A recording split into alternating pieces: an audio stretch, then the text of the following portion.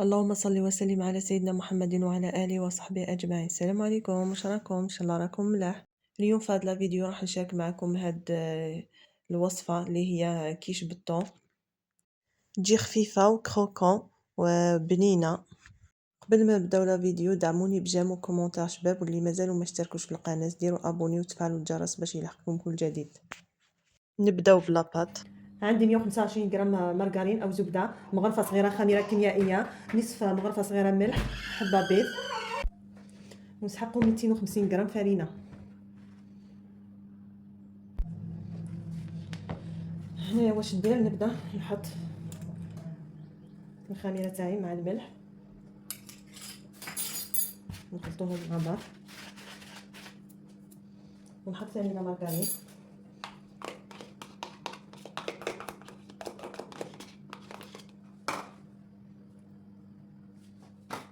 ندخلوها في الفرينه، ندخلو هذيك لا مارغرين مليح في الفرينه. رايحين نديرو لاباط بغيزي.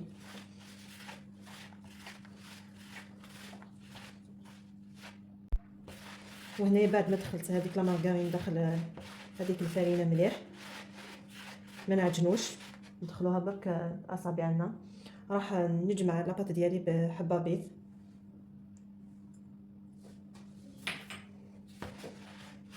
راح نجمع لاباط ديالي كيما قلت لكم ما تعجنوش، سينو راح تجيكم لاباط ديالكم يابسه لو كان تعجنوها. نجمعوها فقط هكذايا. هنا ممكن هذيك الحبه بيض تجي صغيره، اذا جات صغيره لقيتوها يابسه زيدوا لها شويه ماء، حوالي مغرفه كبيره ماكسيموم.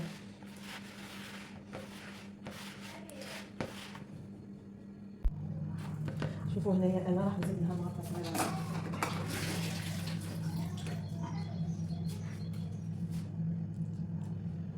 ما نزيدلهاش كامل، نزيد غير نص مغرفه كيما قلت لكم ما تعجنوش.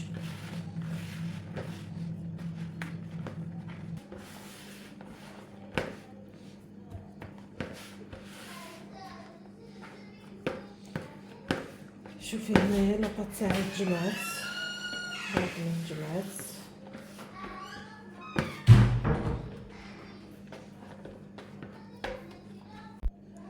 هذه هي لاباط تاعي اللي تحصلت عليها. راح نجيب ليمول تاوعي انا ندير فيها دومه. اذا ليمول تاوعكم اللي يلصقوا دهنوهم بالزبده.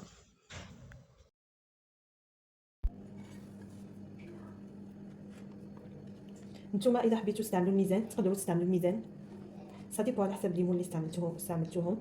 انا راح نديرها دومه وراح ندير ديريكتومون هكذايا بلا الميزان، نستفها كامل مليح بهذه الطريقه ونحي هذوك الزوائد.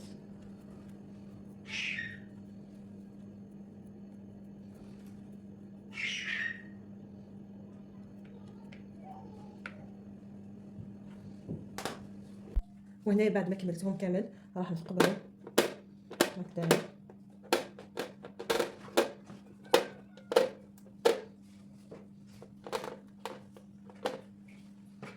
هذه قاعدتني من لاباط غطني، راح نديرها هنايا، غطني نعميها هنا معليش.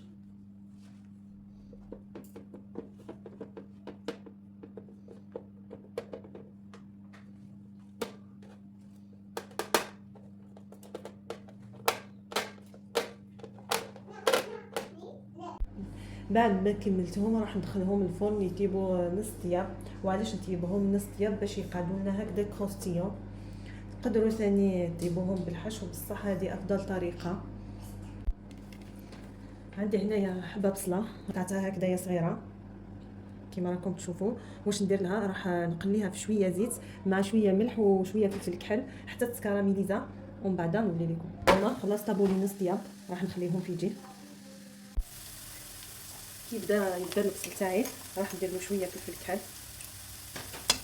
مع شويه ملح.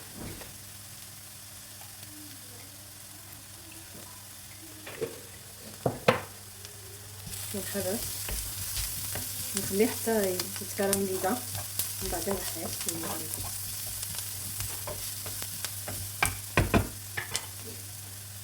وهنايا بعد ما وجد البصل ديالي نجيب زوج بايط طون الويل، راني نحي في الزيت تاعهم، نحي لهم الزيت هذاك مليح مليح نقطرهم، ومن بعد نديرو هذاك الثوم في البصل تاعي، ونزيد 2 مغارف كبار كريمه الجبن. انا استعملت هذه، نتوما استعملوا اللي متوفره عندكم، ونخلط كلش مليح مليح. بعد ما خلطت الحشو ديالي مليح، نجيب الحبات ديالي نبدا نعمرهم بهذه الطريقه. وهنا بعد ما كملت نجيب حبه بيض في نفس البول، استعملت نفس البول، ندير شويه فلفل كحل، شويه،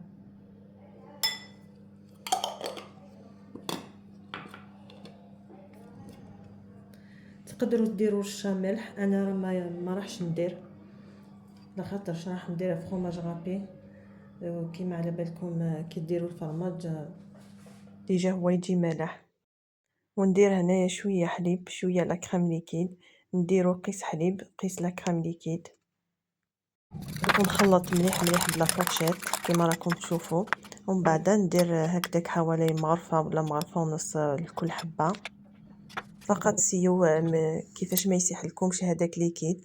انا شوفوا حتى بدلت نيوه، راني غسلتها باش نعاود نرجعهم. ومن بعد هنايا كي كملت درته لهم كامل، راح ندير لهم فرomage غابي من الفوق. انا استعملت شيدر يجي بنين.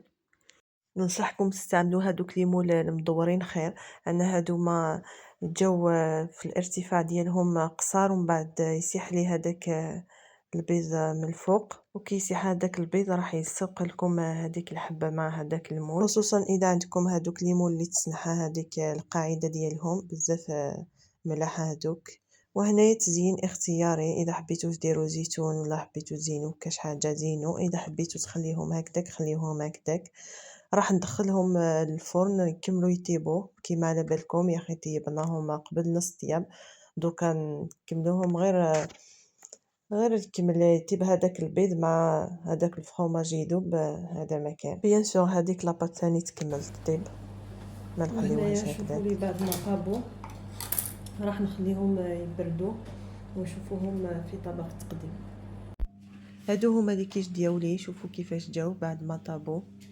نتمنى تسيو الوصفه وتنال اعجابكم.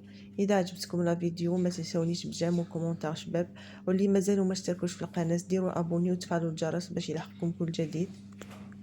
ما عليا غير نقول لكم استنوني في فيديو جديد ان شاء الله، وصحه فطوركم ومع السلامه.